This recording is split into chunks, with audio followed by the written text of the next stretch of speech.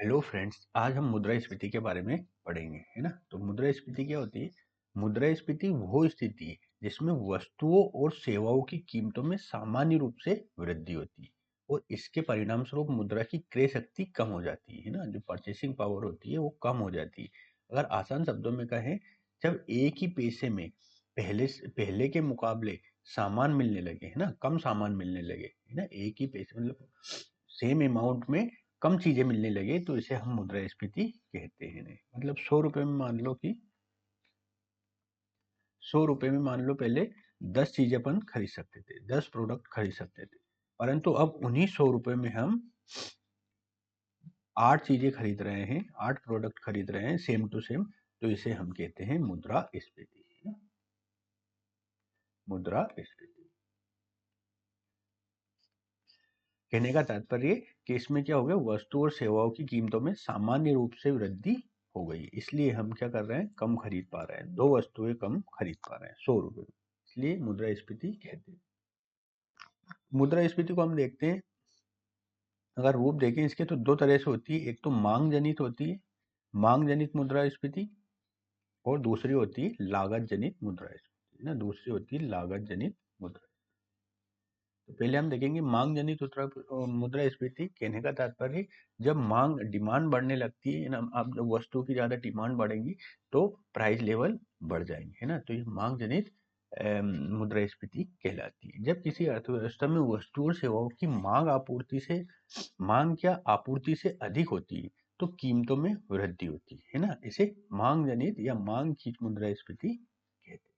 कारण क्या होता है, या तो मुद्रा की आपूर्ति में वृद्धि हो जाए, है ना, मार्केट में ज्यादा पैसा आ जाएगा तो लोग ज्यादा चीजों की डिमांड करेंगे, है ना। अगर आपके पास 100 रुपए हैं और 1000 रुपए, कल मान लो आपको 1000 रुपए दे दी जाते, तो आप ज्यादा चीजें खरीदोगे क्योंकि आपके पास पैसे हो गए हैं। जब सरकार अधिक नोट छापती है तो लोगों के पास खर्च करने के लिए अधिक पैसा आ जाता है, जिससे मांग बढ़ जाती है। ब्याज दरों में कमी, है ना, ब्याज दरों में कमी कहने का तात्पर्य, जब सस्ती मौद्रिक नीति अपनाई जाती है। यदि बैंक ऋण सस्ता कर देती है तो लोग और व्यवसाय अधिक उधार लेते हैं और खर्च बढ़ा देते हैं। सरकारी खर्च में वृद्धि, है ना, सरकार अपने खर्च में अगर वृद्धि करती है, यदि सरकार बुनियादी ढांचे और कल्याणकारी योजनाओं पर अधिक खर्च करती है तो बाजार में धन प्रवाह बढ़ जाता है। निर्यात में वृद्धि, यदि किसी देश के उत्पादों की विदेशों से अधिक मांग होती है तो घरेलू बाजार में उपलब्ध आपूर्ति घट सकती है, जिससे कीमतें बढ़ जाती हैं। आय में वृद्धि, है ना, यदि लोगों की आमदनी बढ़ती है तो अधिक खर्च करने में लगते हैं, जिससे मांग बढ़ने लगती है। अगर उदाहरण देखें, जैसे त्योहारी सीजन में उपभोक्ता वस्तुओं की अधिक मांग करते हैं, लेकिन यदि आपूर्ति उतनी तेजी से नहीं हो तो वस्तुओं के दाम बढ़ जाते हैं। आपने देखा होगा कि जब दीपावली के आसपास का समय होता है तो मार्केट फुल भरा होता है, मतलब बहुत उफान पे रहता है, लोग बाग खरीदारी करते हैं ना। इससे क्या होता है, मुद्रास्फीति बढ़ जाती है, चीजें महंगी होने लगती है। दूसरा आता है, ये तो मांग जनित था। अब दूसरा होता है लागत जनित मुद्रास्फीति। मतलब लागत जनित मुद्रास्फीति का कहने का तात्पर्य, जब कोई वस्तु या सेवा का निर्माण किया जाता है, किसी वस्तु को बनाया जाता है, तो उसकी लागत में ही वृद्धि हो गई है ना, उसे बनाने में ही पैसा। पहले 100 रुपए में कोई वस्तु बनती थी, अब वही वस्तु अगर 150 रुपए में बन रही है तो तो उसका फिर प्राइस भी बढ़ाकर देना पड़ेगा मार्केट में, है ना। तो ये लागत जनित मुद्रास्फीति कहलाती है। जब उत्पादन लागत बढ़ जाती है तो कंपनियां अपनी लागत निकालने के लिए उत्पादों की कीमतें बढ़ा देती है। इसे लागत प्रेरित मुद्रास्फीति कहा जाता है। इसके कारणों की देखें तो कच्चे माल की कीमतों में वृद्धि, यदि पेट्रोल, डीजल, स्टील, सीमेंट जैसी आवश्यक सामग्रियों की कीमत बढ़ जाती है तो उत्पादन महंगा हो जाएगा, है ना, उत्पादन महंगा हो जाएगा। मजदूरी में वृद्धि, यदि कर्मचारियों की तनख्वाह बढ़ती है तो उत्पादकों की लागत बढ़ जाती है और वे कीमतें बढ़ा देते हैं। ऊर्जा लागत में वृद्धि, बिजली और परिवहन लागत बढ़ने से उत्पादन महंगा हो जाता है। ठीक है। आयातित वस्तुओं की कीमतों में वृद्धि, यदि आयात किए गए सामान महंगे हो जाते हैं तो घरेलू बाजार में भी कीमतें बढ़ जाती है ना। ये लागत जनित। प्राकृतिक आपदा और आपूर्ति श्रृंखला में अगर बाधा हो गई, है ना, अगर जो फूड चेन है उसमें कहीं ना कहीं लीकेज हो गया या किसी कारण से सप्लाई नहीं हो पा रही है, तो भी मुद्रास्फीति का कारण बनता है। जैसे बाढ़, सूखा, युद्ध जैसी घटनाएं उत्पादन आपूर्ति को प्रभावित कर सकती है, जिससे लागत बढ़ सकती है। ये उदाहरण अगर हम देखें, यदि कच्चे तेल की कीमतें बढ़ जाती है तो पेट्रोल डीजल महंगा हो जाएगा, जिससे परिवहन लागत बढ़ जाएगी और इसके कारण अन्य वस्तुओं की कीमतें बढ़ जाएंगी। जब कभी भी आपने देखा होगा पेट्रोल के प्राइस बढ़ रहे हैं, डीजल के प्राइस बढ़ रहे हैं, तो मुद्रास्फीति बढ़ने लगती है ना। क्योंकि बेसिक जो परिवहन के साधन होते हैं वो ट्रक वगैरह होते हैं, है ना। दूध वगैरह को ढोना हो या कोई अन्य खाद्य सामग्री ले जानी हो तो ट्रक वगैरह में लोड होकर जाते हैं। अब डीजल के प्राइस बढ़ेंगे तो फिर उनकी लागत भी बढ़ जाएगी परिवहन की, है ना। इससे क्या होता है, ये लागत जनित मुद्रास्फीति के अंतर्गत आती है। अब मुद्रास्फीति के हम विभिन्न स्तरीय प्रकार हम देखेंगे। सबसे पहले देखेंगे हम क्रीपिंग इन्फ्लेशन, जिसे हम रेंगती हुई मुद्रास्फीति कहते हैं, है ना। क्रीपिंग इन्फ्लेशन मतलब बहुत ही कम मात्रा में वृद्धि हो रही है। ये सबसे हल्की और धीमी गति से बढ़ने वाली मुद्रास्फीति होती है। इसमें कीमतों का सालाना 3% तक का वृद्धि होती है। यह आर्थिक विकास के लिए सामान्य और सहायक होती है। उदाहरण के लिए हर किसी देश में हर साल 2 से 3% मुद्रास्फीति का होना अनिवार्य होता है या होता है। क्रीपिंग मुद्रास्फीति कौन से देशों में आप देखेंगे, ऐसे देश जो विकसित अवस्था में है ना, जो देश विकासशील अवस्था से बाहर निकलकर विकसित बन गए हैं ना, विकसित देश जैसे यूएसए, अमेरिका, है ना, ब्रिटेन, ये जो विकसित देश है, यहाँ पे क्रीपिंग इन्फ्लेशन पाई जाती। नेक्स्ट आते वॉक इन इन्फ्लेशन, ये चलती हुई मुद्रास्फीति। इसमें मुद्रास्फीति की दर 3% से 10% के बीच होती है। ये आम लोगों की क्रय शक्ति पर असर डाल सकती है ना।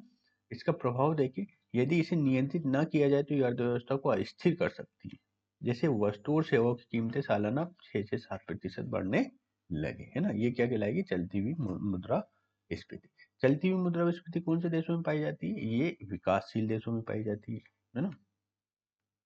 है ना, जो अभी अल्प विकसित थे लेकिन विकास की गति आगे बढ़ने लगे हैं, तो उन्हें हम किस श्रेणी में रखते हैं, विकासशील, है ना। विकासशील विकासशील अर्थव्यवस्था वाले देश, है ना। तो इसमें कौन कौन सा आ जाएगा, इसमें इंडिया आ जाएगा, है ना। इंडिया, ब्राजील, ये देश इसके अंतर्गत आ जाएंगे जिनकी मुद्रास्फीति वार्षिक कितनी होती है, 8% के आसपास होती है ना। 8 से 10% के आसपास होती है ना। तो इनके अंतर्गत चलती हुई मुद्रास्फीति वाले देश आ जाएंगे, है ना। मतलब जहाँ पे 3 से 10% तक मुद्रास्फीति होती है, भारत, ब्राजील जैसे देश इसके अंतर्गत आएंगे। नेक्स्ट आता है दौड़ती हुई मुद्रास्फीति, रनिंग इन्फ्लेशन। जब मुद्रास्फीति की दर 10 से 20% के बीच होती है तो इसे दौड़ती हुई मुद्रास्फीति कहते हैं।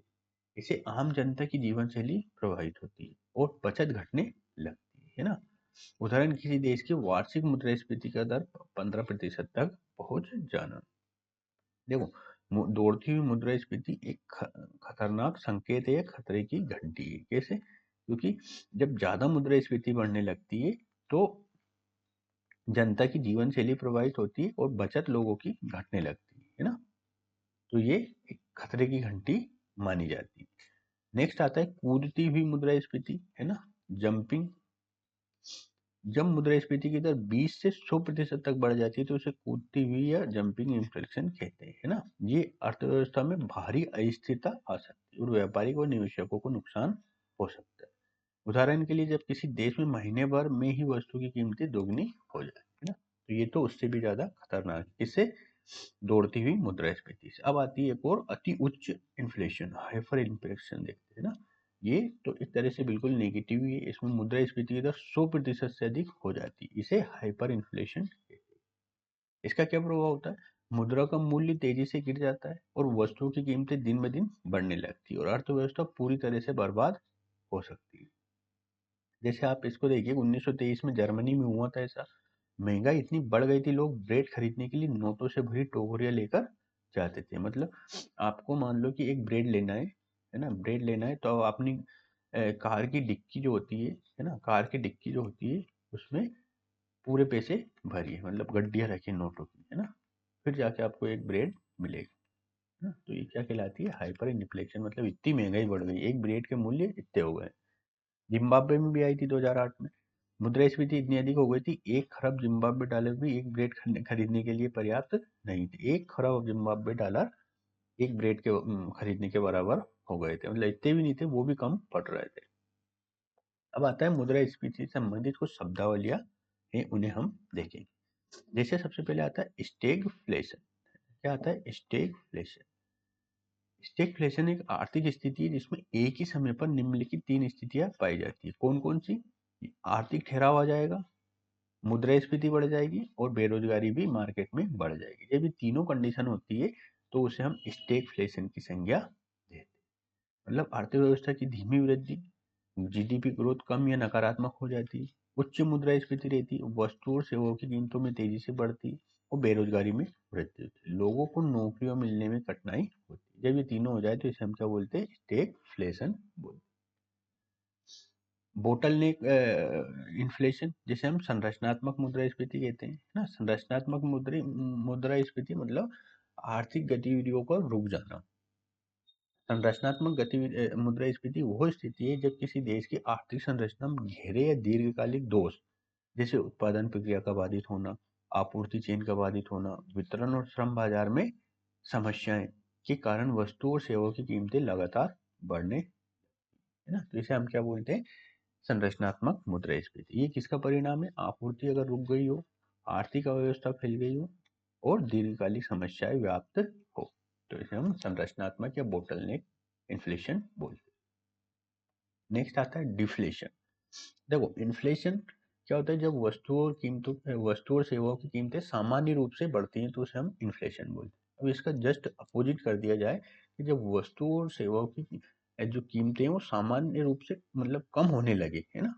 मान लो कि पहले आप 100 रुपए में 10 प्रोडक्ट खरीद पा रहे थे, अब 100 रुपए में आप 11 या 12 प्रोडक्ट खरीद पा रहे हैं ना। तो क्या होगा? ये डिफ्लेशन कहलाता है। मतलब वस्तु और सेवाओं में मतलब आपको ज्यादा मिलने लगे उसी अमाउंट में। डिफ्लेशन एक आर्थिक स्थिति है जिसमें वस्तु और सेवाओं की कीमतें लगातार गिरती है, जिससे मुद्रा की क्रय शक्ति बढ़ जाती है। यह आमतौर पर मांग में कमी, बाजार मंदी, बाजार में मुद्रा की कमी के कारण होता है। प्रभाव क्या होता है? उपभोक्ताओं के लिए सस्ता बाजार हो जाता है ना। मार्केट में चीजें सस्ती हो जाती हैं। व्यवसायों के लिए आय घटती, जो व्यवसाय कर रहे हैं बेचारे उनके लिए आय कम होने लगती, जिससे बेरोजगारी और आर्थिक ठहराव आ जाता है ना। अब आता है डबल डिप या दोहरी मंदी क्या होती है ना। जब देखो मंदी होती है तो मंदी को समाप्त करने के लिए बाजार में मतलब मंदी को समाप्त करने के लिए कुछ उपाय किए जाते हैं ना। मतलब मंदी को समाप्त करने के लिए कुछ उपाय अपनाए जाते हैं, परंतु वो उपाय कारगर न होकर वापस मंदी के संकेत आने लगे तो उसे हम दोहरी मंदी कहते हैं। मतलब एक मंदी को समाप्त करने के लिए वापस मंदी आ गई है तो उसे हम दोहरी मंदी कहते हैं ना। दोहरी मंदी वो स्थिति है जब अर्थव्यवस्था मंदी से उभरने के बाद दोबारा मंदी में चली जाती है ना। दोबारा मंदी आ जाए, यानी जीडीपी में पहले गिरावट होती है, फिर हल्की रिकवरी होती है, लेकिन फिर से गिरावट आ जाती है। इसे क्या बोलते हैं हम? दोहरी मंदी, डबल डिप। इसके मुख्य कारण क्या होते हैं? कमजोर आर्थिक नीतियां, सरकार और केंद्रीय बैंक सही समय पर हस्तक्षेप नहीं करते, उधारी संकट जिसे हम डेब्ट क्राइसिस कहते हैं, अधिक कर्ज होने से निवेश और खर्च में कमी आती है, भारी आर्थिक झटके, वैश्विक आर्थिक संकट या महामारी जैसे कारण इसमें शामिल होते हैं। अगर उसको हम देखें तो 1980 से 82 में अमेरिका में हुई थी ना दोहरी मंदी। 2008 में जो वैश्विक वित्तीय संकट आया था के बाद यूरोप में ऐसी घटनाएं घटित हुई। इससे बेरोजगारी बढ़ती है और आर्थिक सुधार मुश्किल हो जाता है। अब आता है मुद्रास्फीति चाल, है ना, इन्फ्लेक्शनरी ट्रेंड। ये वो स्थिति है जब अर्थव्यवस्था में लगातार उच्च मुद्रास्फीति बनी रहती है और इसे नियंत्रित करने के प्रयास विफल हो जाते हैं। इसमें सरकार द्वारा किए गए नीतिगत बदलाव भी महंगाई को कम नहीं कर पाते, जिससे आर्थिक अस्थिरता हो जाती है। इसे क्या बोलते हैं? मुद्रास्फीति। नेक्स्ट आता है तरलता जाल। इसे हम क्या बोलते हैं? लिक्विडिटी ट्रैप, है ना, लिक्विडिटी ट्रैप। तरलता जाल वो आर्थिक स्थिति है जब ब्याज दरें बहुत कम होने के बावजूद लोग निवेश या खर्च करने के बजाय नकदी अपने पास रखना पसंद करते हैं। इससे आर्थिक गतिविधियां धीमी हो जाती है और मौद्रिक नीति प्रभावी नहीं होती। है ना। तरलता जाल क्या होता है, जब जब मतलब मार्केट बढ़ाने के लिए सरकार मार्केट में पैसा डालती है ना, पैसा डालती है, परंतु इस पैसे को जनता प्रयोग नहीं करती है, बल्कि अपने पास संचय करने लगती है ना, संचय करने लगती है ना। सरकार क्या मतलब जनता क्या करने पड़ती है, जनता जो नकदी होता है ना, इसको केस का संचय करने लगती है, ना कि उसका निवेश वगैरह या अपने आर्थिक गतिविधियों में उपयोग करने के बजाय उस केस का संचय करने लगती है। तो लिक्विडिटी ट्रैप आ जाता है ना, मतलब फंस जाता है कि आपने बाजार में बहुत सारे पैसे छोड़ दिए, लेकिन वो पैसे लोगों ने इकट्ठा करके रख लिए, ना तो उसका निवेश कर रहा है ना उससे चीजें खरीद रहे हैं। तरलता जाल वो स्थिति है जब ब्याज दरें बहुत कम होने के बावजूद लोग निवेश या खर्च करने के बजाय नकदी अपने पास रखना पसंद करते हैं। इससे आर्थिक गतिविधियां धीमी हो जाती है और मौद्रिक नीति प्रभावी नहीं रह जाती।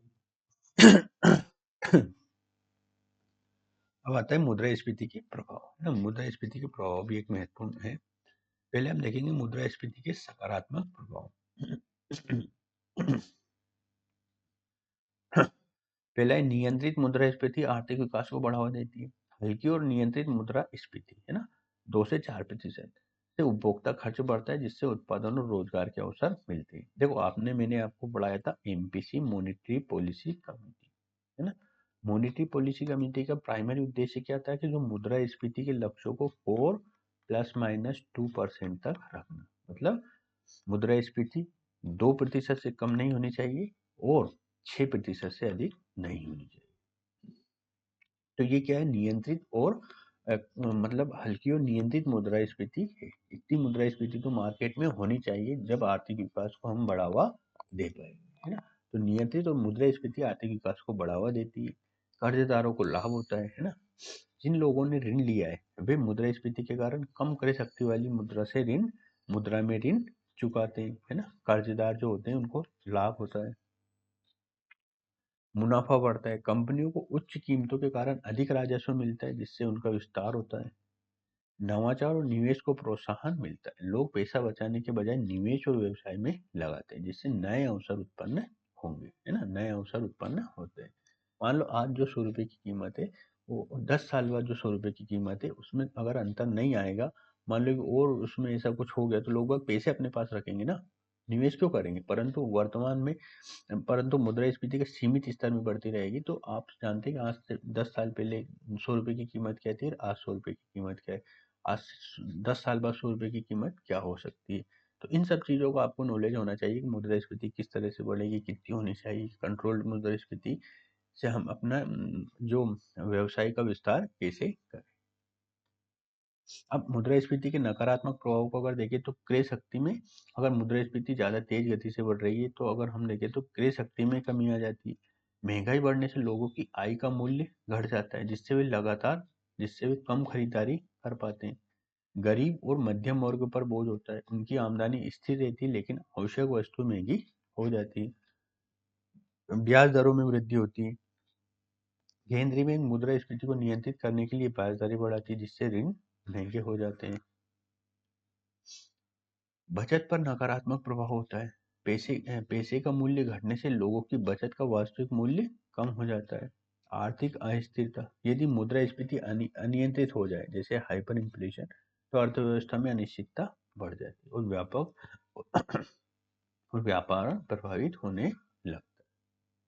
ठीक है, तो यहाँ पे हमारे मुद्रास्फीति और मुद्रास्फीति से संबंधित शब्दावली और मुद्रास्फीति का प्रभाव हमने देखा। अब हम देखेंगे अगले वाले वीडियो में मुद्रास्फीति की गणना कैसे की जाती है ना, गणना कैसे की जाती है। ठीक है, तो ये अगले वाले वीडियो में देखेंगे। तब तक के लिए नमस्कार।